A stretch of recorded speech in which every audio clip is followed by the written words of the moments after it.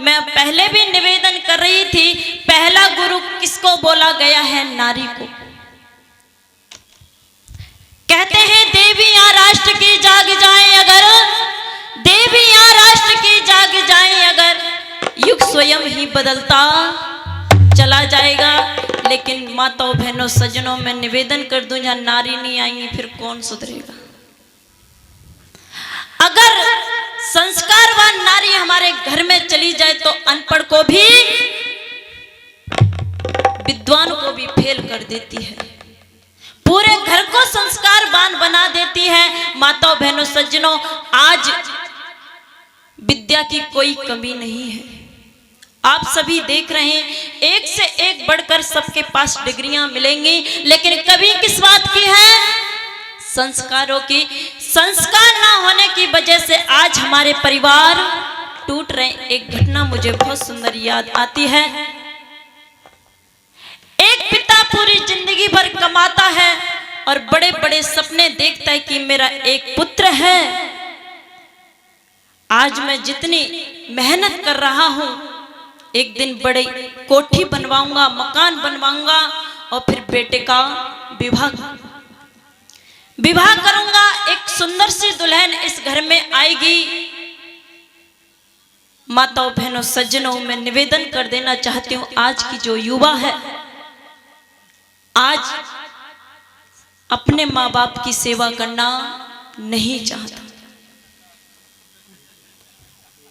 वो बेटा एक दिन, वो पिता एक दिन कोठी बनवाता है और बेटे का विवाह किया, नई दुल्हन उस घर में आई। माताओं बहनों सज्जनों, उस पिता की जो अवस्था थी वो 60 साल पार हो चुकी थी। पिताजी से चला जाता नहीं था। वो एक जगह बैठे रहते थे, जो मिलने वाले लोग आते थे उनकी चौपाल पे आ जाया करते थे, घर पे आ जाया करते थे। एक दिन वो बहू कहने लगी कि मैं निवेदन कर दूं आपसे, कि बोलो क्या निवेदन है? कि जो आपके पिताजी हैं अब इनसे चला जाता नहीं, सेवा में करती रहूंगी, पिताजी की जो चारपाई है वो बाहर आंगन में डलवा दो। वो बेटा पिता के पास गया और जाकर के कहने लगा कि पिताश्री एक निवेदन है। बोले क्या? कि जो आपकी चारपाई है बाहर डलवा दें। वो पिता हंसते हुए कहने लगा, बेटा डलवा दीजिए। कुछ समय फिर बीतता है, फिर वो बेटी, वो बहू निवेदन करती कि एक निवेदन है कि क्या? कि देखो सेवा में कोई कमी नहीं है, पिताजी की चारपाई कहाँ डलवा दो? घेर में डलवा दो।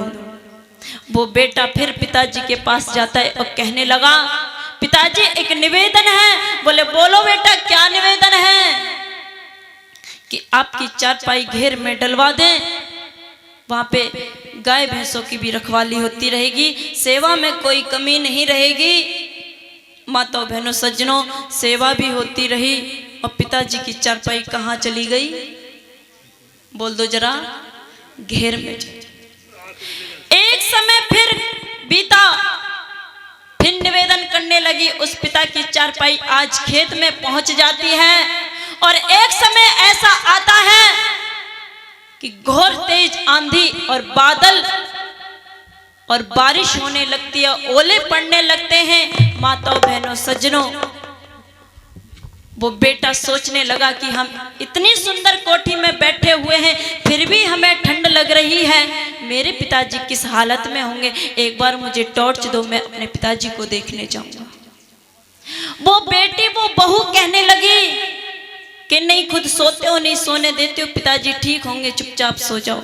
बेटे का दिल नहीं माना, वो टॉर्च लेकर के चल पड़ा और जाकर के खेत में आवाज लगाई, पिताश्री।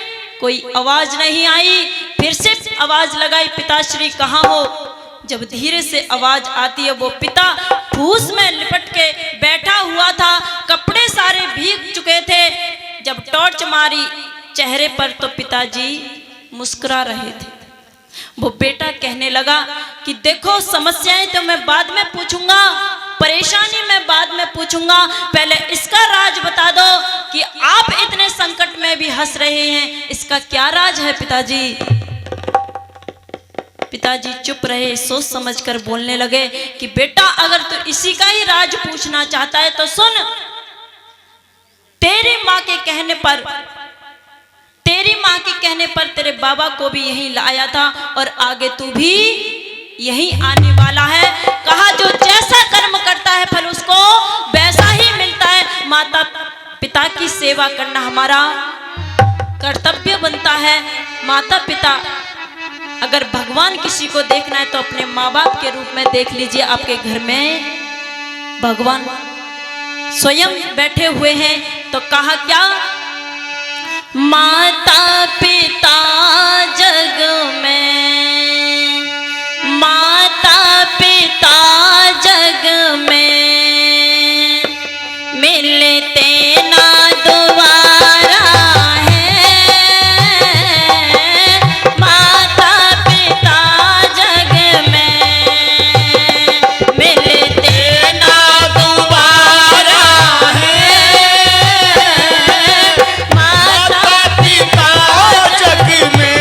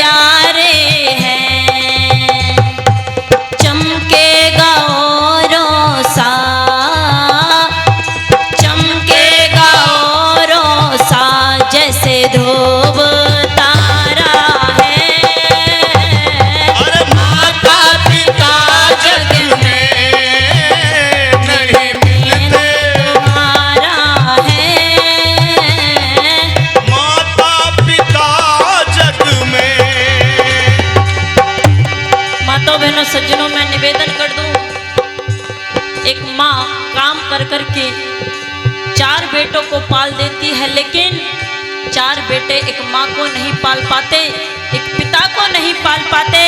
तो क्या कहा, पूत का पूत सुना पर माता को माता नहीं, पूत का पूत सुना पर माता को माता नहीं, दुनिया दिखाई तुझे, दुनिया दिखाई तुझे, तेरा जीवन सवारा है, माता पिता जग में नहीं मिलते दोबारा है, ओ माता पिता जग में नहीं मिलते दोबारा है, माता पिता जग में।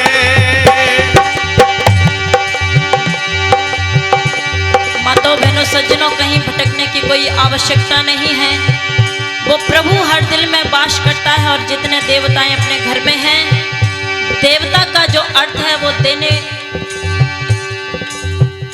देता है, जो पूरी जिंदगी का अधिकार, पूरी जिंदगी की कमाई हमें सौंप देते हैं। ऐसे माता पिता किसके रूप में है, देवताओं के रूप में है, भगवान के रूप में। कहा